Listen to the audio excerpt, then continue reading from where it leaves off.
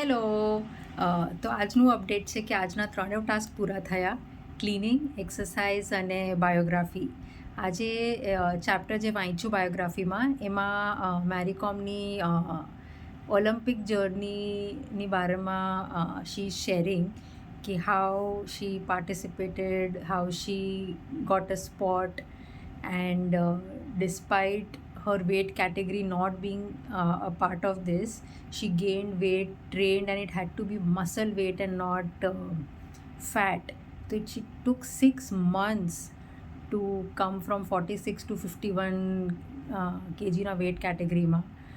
So it shows her efforts, her dedication, her willpower, her dream, her passion to participate and win in Olympics, and how she won a bronze medal there. And it shares all about that journey. It's a beautiful chapter. Thank you.